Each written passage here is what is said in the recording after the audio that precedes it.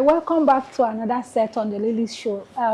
Today's episode is going to be amazing because I'm having not just a sister on set with me, and a friend and someone who I said I can tell you her story, but not all.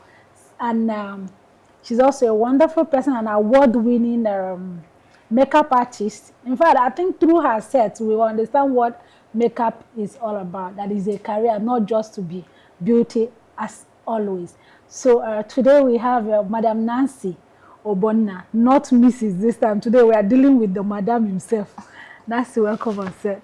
Thank you. Thank you for coming. Hi, you look so beautiful. Thank as you. Always. And you too. You always the queen. The queen of the. We are trying. Oh yeah. You are someone to reckon with. In terms of your life, you're starting up. It's unique. But then you see, like we always say, people don't see our struggles. They only see our success. Yes. And that's what we talk about. We don't talk about, even when you are going through, most of them would have seen you, they pass by and all that and pretend as if you don't exist. But now everybody wants to reckon with Nancy BLAQ as a brand, right? Yes. And but today, can you tell us who is Nancy Obonna? Yeah. Sorry, let me tell you guys, she's also a Nigerian. Yes, she is. But we are all here. She has been here for a very long time in Ghana. So, Ndewo. welcome. Thank you. Ndewo means welcome. I'm Nancy Obonna. The Nancy Obonna that everybody knew was an aspiring doctor. Oh. Yes. Seriously? Aspiring medical doctor. That's the Nancy everybody knows. Oh, I see. Yes, I remember when I was in school back home in Nigeria, I used to do makeup. Okay. Just for myself. And then my friends, when they come around, I do it for them. Oh. I'm like, oh, come, let me apply something on your face so that you glow. So I had a lot of friends because of that. Because people around me just know that once you become my friend, I'll braid your hair, I'll style your hair. I used to do a lot, both hair and makeup. Okay. Yes. And then after my third year, I had to drop out because my school had a problem with accreditation. Okay. So that was when I stayed home for another almost 2 years. Wow. In fact, let's say 2 years because I left October and I dropped in November. So that's like, 2009, 2011. So that's 2 years. I stayed 2 years at home after. So that's like 5 years gone before I now came to Ghana to start afresh. Wow. Yeah, at age 21. Wow. I came to Ghana to start afresh. And then, thankfully, I still had my youth. And then I got several admissions in Ghana.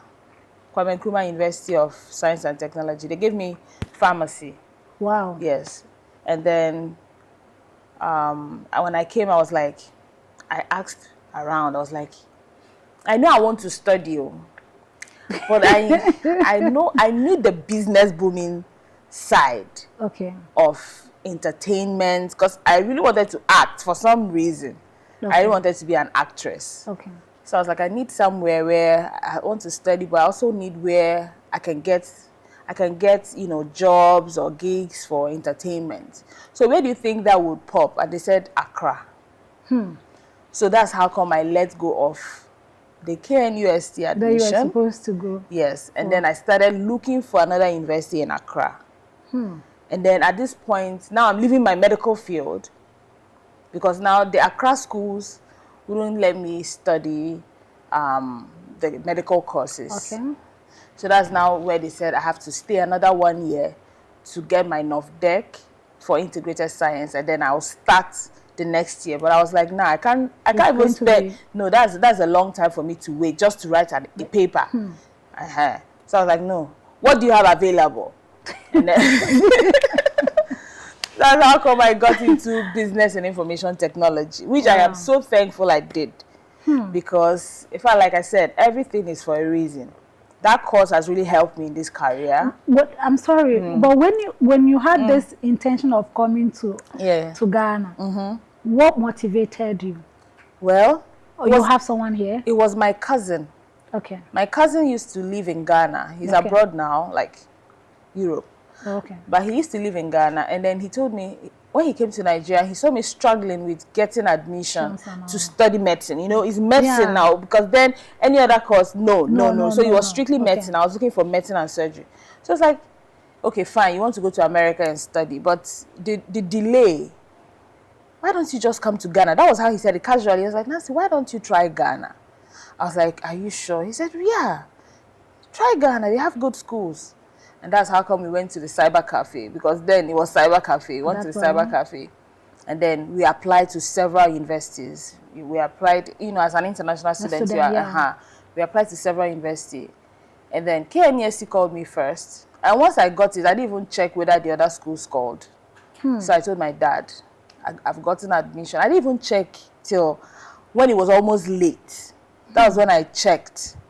Wow. So meaning that all these things, you were just doing makeup as a passion, not because it's even part of what you intend doing. I said then as a course. No, when I was 19, if I go to the bank, bankers would invite me upstairs just to sit me. I'll be like, oh, maybe somebody wants to attend to me faster.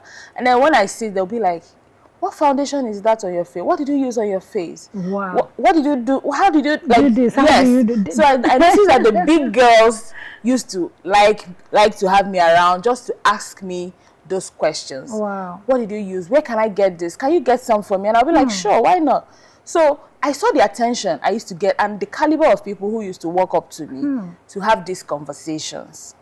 But I still wasn't moved to going into makeup. Wow. It took me a long time before to accept makeup. It took me a very long time. And that was, when I came to Ghana, I started school, I made sure I was almost done with school before I even picked the brush. Wow. And it was still a banker who asked me, are you a makeup artist?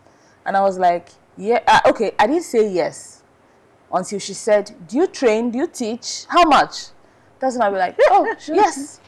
And just like that. And then she was like, how much? I said 300 cedis. She said, 300 cedis. Can I pay half right now? And then 300 cedis for 1 month. Can I pay half? She paid me 150. That's how I started. That's how I became a makeup artist. Are you kidding me? Sure. That's too fast. Nana Kwabia. She was the banker who asked me that question and offered money immediately. Wow. And then I was like, okay, yes, I am. Very sharp. Knowing where your blood. Knowing where, you know. Where you came from. Where I come from. Money moves us more than anything. Because when you always, when people ask me, I'll be like, oh, no, I'm not making up. Oh, I just do it for fun. So now I'm almost done with school. What am I doing? What do I want to do for money? Oh. Are you a makeup artist? Can I pay you? Sure, I'm a makeup artist. And that was how I got a student. Yes. Anyway, let's go for a quick commercial break. When we come back, we'll continue. It's fast. It's deadly insect. It makes the whole family unrest, especially at night.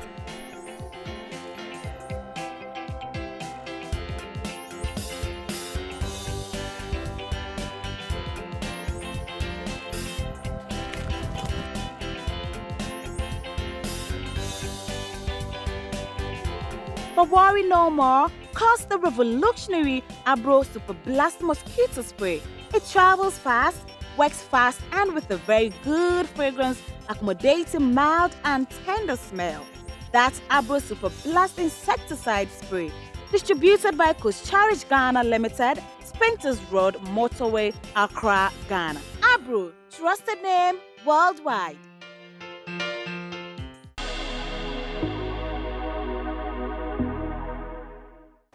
All right, welcome back from the commercial break. And I want to use this opportunity to say a very big thank you to Coast Ghana Limited for being our major sponsor. Thank you and God bless. Back to you, Nancy. I'm not going to stop you from discussing that part of your journey down to Ghana, right? But then I want to ask you a quick question. Are you the firstborn? I'm the first child. You're the first child. Okay. They're different, because I know there were others coming after you. Yes. When you say you are the first child, so you are the first. Yes, firstborn, first child. Wow. First out of 7. 7. So my mom had 7 kids, but we are 6 alive now. Oh, Yeah. sorry for the other one. Yeah. You know, but so back to your story. Let's Yeah. continue because it's very interesting. Sharing that part of the Yeah. story. I've been asked, I've been approached to write a book. But you should. I will. I feel like that God is not done with this journey. Okay. Yeah. So I remember I went to the cyber cafe, and then when I saw it, I was like, I got admission. So I came home, ran home. I even had a fight with my dad. I went to my grandmother's house. So it was because I was bored. That's why I even went to check. Okay. So I was like, let me even know what's happening. And then when I saw that I got the admission, I ran home, forgetting that I had a fight with my dad. He said he forgot that we fought. The excitement. You know, the excitement. I was like, I got admission in Ghana. He was like, oh, wow. Then the next day, my father started making calls, saying, she got admission in APSU. That's okay. And then now, she also got admission in Ghana. What do you think? Every call he made told him Ghana. I was like, so this man is letting people decide my future. So it was like, he called his best man. Then the man said, oh, Ghana. He called his uncle, Ghana. So everybody just kept saying Ghana. That call, I was like, God. And then the next day, my father said, okay, everyone said you are going to Ghana, so you are going to Ghana. And then the next day, Valley View. When I came, I went to Valley View University. Yeah. So when I was in Valley View University, you know, it's my church, SDA. I'm SDA. Yeah, I know. So when I went to Valley View, I was like, the kind of thing I used to do in Madonna University, I braid, I do lashes, I do makeup. You know, I do all those things. Valley View, we are very conservative with our fashion, with our hair, with everything. Yeah. So I was like, hey, this business, you go die here. Are you sure I'll get customer? And I tried. So I remember my hostel, I walked up to the girls there. I was like, I do hair, I braid, in case you guys are interested. I want to say something. Did you start doing the braiding because you needed financial assistance personally for yourself? No, my dad was up to the task. Okay. Yeah, I come from a very comfortable home. Okay. Yeah. So my dad was up to the task. He sends me money. But I feel like I always want to do my own thing. Because I remember then in Madonna, my dad sent me 100K every week. Wow. And then it's a lot of money. A lot, yeah. Do you get? Then, yes. So that money, when he sends it to me, I put in my account. I don't touch it. But I'm in school, hustling, making my 120 cedis, like 12K every day, like in 3 days in a weekend. Yeah. And then when I get like extra weekday hustles, I also do. I make good money. I made good money in school. Wow. So I used to use my own money to feed myself and all that. Then the money my dad gives me is for keep. I don't touch it. Wow. So when I came to Ghana, I was like, okay, I'm going to continue the same thing. I can save my own pocket money and then make my own money for feeding and things. I just like that, you know, idea of making money. Yes. Let it be that it's coming from you. From Something me, is coming you know? from you. So when I came, I saw that, hey, this one there, here they do perm a lot. So they go to they roll their hair in a dryer, straighten. That's what they do. They don't braid. Then they didn't braid as much as they do now. So I was like, oh, this business, they won't move. So I kept telling them, I think I did one braid, and the customer didn't even come back again because she was like, oh, don't worry, I'll do the perm. So I said, okay, let me just focus on my studies. After all, this course I'm doing is a different course. And it was not easy for me in Valley View. I felt like in classrooms, I felt like, what are you doing, Nancy? Are you really going to do this? Because this is totally different from my medical field. So it was very difficult for me to concentrate. And then I remember trying to fit in. It was very hard for me. And then I had to drop out again. So that's my second university, second course. And then I dropped out. After the first semester, I dropped out.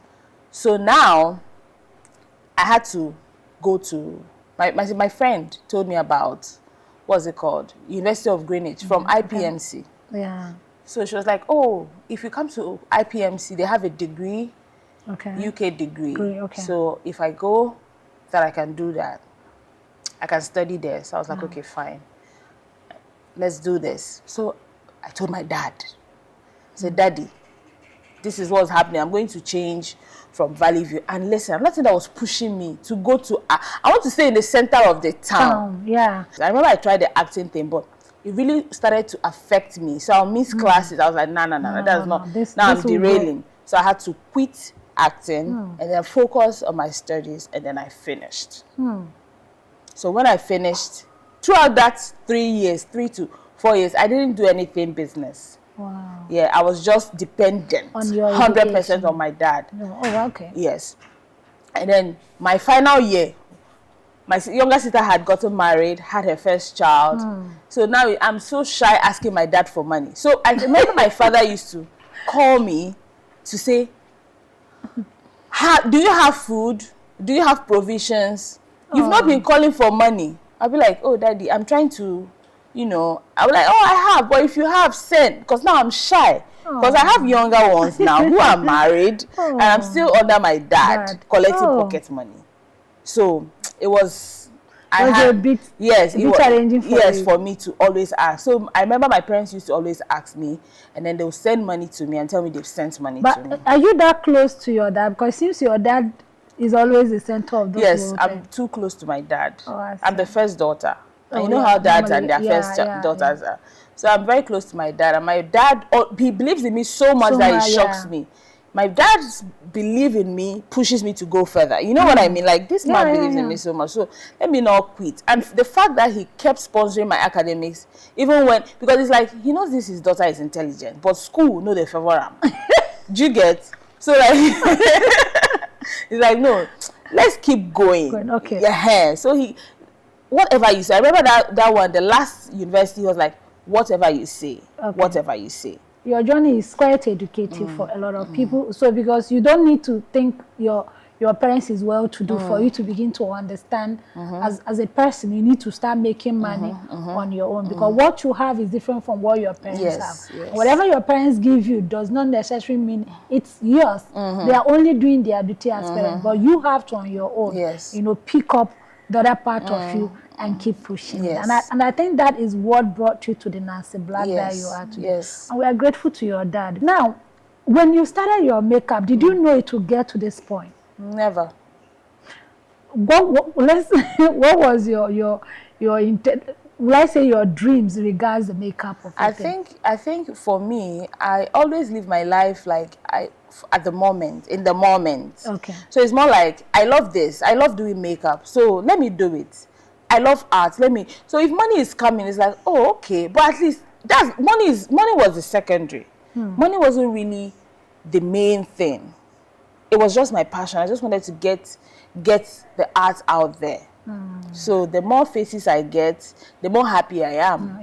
Then when money started coming, money didn't start coming immediately. I mean, I had to. You went through a lot. Because I remember, yes. Yeah. And for those of you who don't know, she has been part of us since 2014. Yes. Miss Supranational. Miss Supranational, yes. Second and season. She has always been the only makeup person that we have.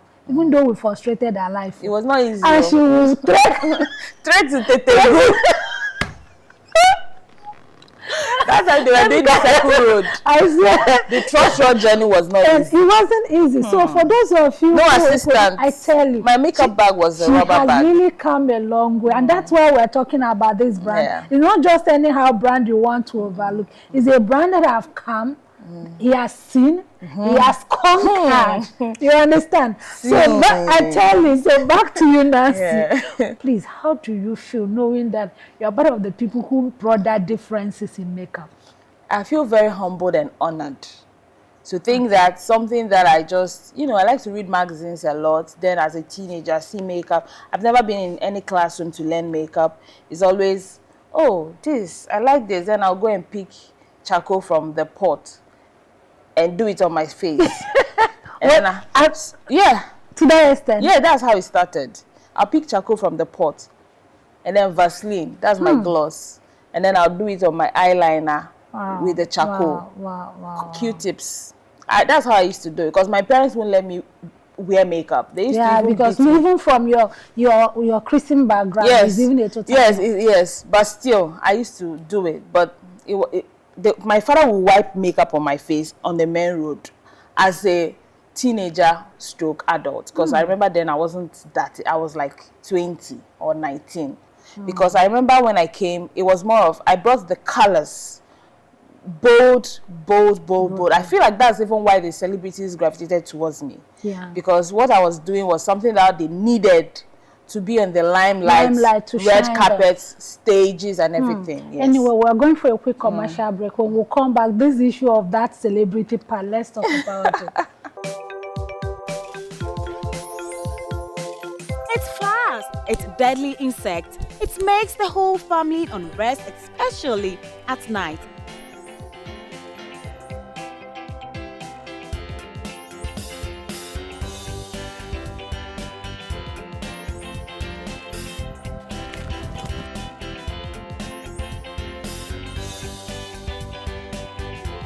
But worry no more, cause the revolutionary Abro Super Blast Mosquito Spray. It travels fast, works fast, and with a very good fragrance, accommodating mild and tender smell. That's Abro Super Blast Insecticide Spray. Distributed by Coast Ghana Limited, Sprinters Road, Motorway, Accra, Ghana. Abro, trusted name worldwide.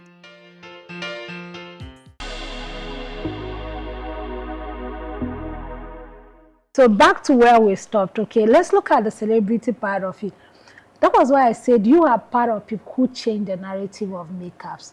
Because aside the fact that you came and made a difference, you helped these celebrities to attain to where everybody had dreamt of getting to, right? And I remembered the first person I think I aligned you with was Ifya, the musician. Ifya. Yeah, I think you traveled all the way to Takoradi. Then he called me, I'm at Takoradi. Yes. And when I like, what are you doing? Yes. And when that girl won the stage and I saw the maker, I said, wow, this is what we are looking for. Yes, exactly. She is good in singing. Yes. She's a wonderful princess in terms of music. But there was something missing, her face beat. Yes. And you did the wonders. Yes. Like, how do you feel? Like I said, Humbling. Excited, happy. Because when I see that change, especially with most of them, Stacey Amwatin, her show, I remember Becca saw her through that show. Okay. Like, Stacey, who did your makeup? Wow. Jackie Appiah. Stacey, who did your makeup? You know, so most celebrities called my phone. Oh. They will call me like this. Hello, Nancy BLAQ. This is Yvonne. I need you to do my makeup. And then I'll be like, okay, hi, Yvonne. And then when I drop the phone, I would dance. This person called me. I will log that. Hello, Nancy. I'll answer cool, normal. All of them called my phone. Becca to Jackie. Yeah. So it was more like, these people know me, oh, hey, who I be, you know? So it was like, wow. And then when I do their makeup and they retain me, it was a good feeling. It was. You understand? And at that time, I didn't even have my full set. I didn't even have my things complete. Yeah. But I had this rubber bag, blue rubber bag. I used to put my things. My brushes were not even complete. Foundation was my hand. To God, I was using my hand as foundation brush. And they were like, oh, I like how you do it. You don't even use brush. I'll be like, yeah, I don't use brush. Meanwhile, I don't have the brush. Oh, gee. I don't have it. And you go to Makala, you won't see. Because the kind of makeup then that I'm doing, they are not doing it. So how would they have the tools? So they're still using the foam and... So what they had, I had to work with. Do you get? And ordering those things, who do I know that I didn't even know anything about ordering anything? Do you get? So it was just like I had to learn by my mistakes. I had to fall, stand. I had to, you know, it was just a whole lot. You know, when I look at this number of people I've trained all over the world, because it's not just Ghana. Not just Ghana. Yeah, people coming from all over the world and they come to train with me. So when I look at this number of people, I'm like, wow. And the fact that whenever they see me, it's like they're inspired. So much. So I can't give up. I can't give up because if I give up, this person that is coming to pay for classes today, she's looking at you giving up on top. Now let's look at your award that you've won. Nancy, you won so many awards. So many. My work can't fit. And I think I started hearing about awarding makeup artists through you. I've never heard about it before. It has never been something we are used to in the entertainment industry. What happened? Did you push for it? No, I feel like these people, the organizers saw that, no, we work too hard. Yeah. You see the artists sweating, doing this, doing that, traveling. Like, we are always there to fix them up. We are always backstage doing all this hard work. With your show, I used to work on 20 to 20 something people. Yeah, contestant. And you will stand and up I will for stand hours. up for hours and do it. So now, imagine such a person not being honored for all their hard work. I feel like even the organizers saw it and they sat down and they're like, no, we have to start giving these people, because they are the reason why people can look this good on cameras, flashlights and all that. So I'm glad that it happened. When it came, the buzz and everything, then the awards started coming in. I'm like, oh, best makeup artist, best fashionable. They even started creating like different categories. Most fashionable makeup artist. So this one is not even about your art now. It's about you as a person. How you look. The makeup artist that is fashionable. Can you share your journey with your career as a wife and as a mom? Can we have a little story about that? It's all possible because I have an understanding husband. Okay. I'll give this man credit all my life because he makes it so easy.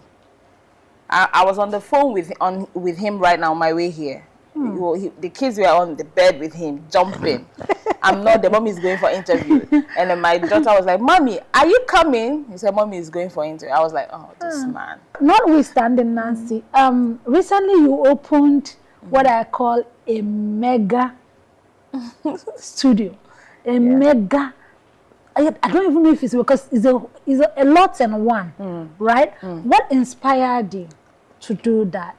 Well, I'll say it's the comfort of my clients. Okay. Because one thing with me is, as I'm having conversation, I like to learn from people. As I'm having a conversation with you, I'm picking something from your brain. Okay. So when the clients walk in, they're like, I need, Nancy, do you know somewhere I can do my nails? I'll be like, oh, cross over there. Do this. Do you know where I can wax? I'll be like, do this. Do you know where I can do this? So when I look at the discomfort of them having to go here, there, come back, do this, do that. Stress. Yes, I'm like, oh, I wish I can get somewhere where these people will walk in, get all this in one place, yeah, in a luxurious setting, but still affordable. Okay. So my clients inspired the setting. They inspired everything because I needed to make sure that when they walk in, they get the same thing that, because I do the home service, I go to their homes and I see, oh, this person likes home service because their house is comfortable for them. So maybe I can also do something that when they can be as comfortable as when they're in their homes.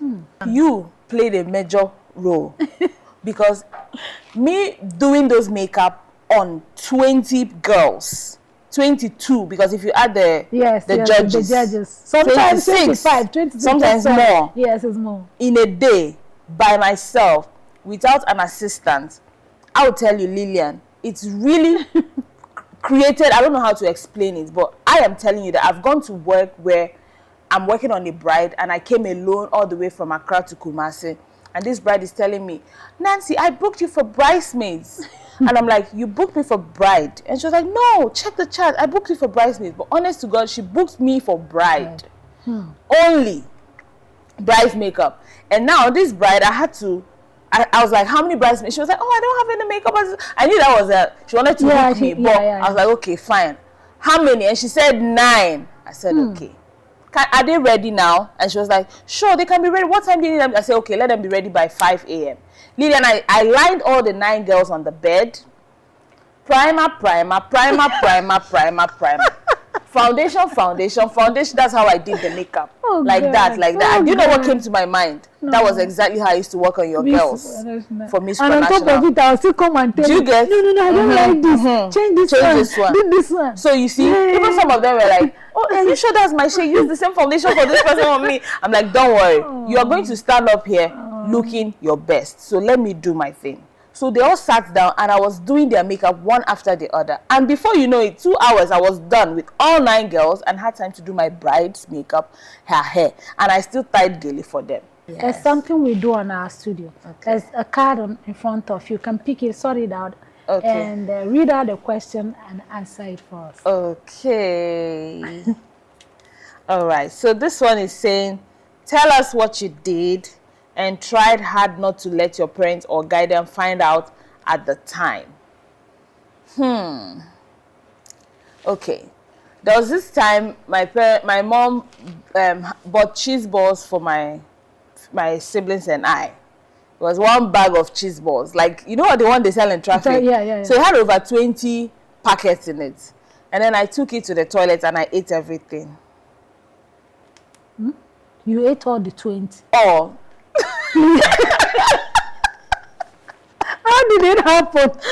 I don't know. I love cheese balls. I used to love cheese balls so much that I could do that.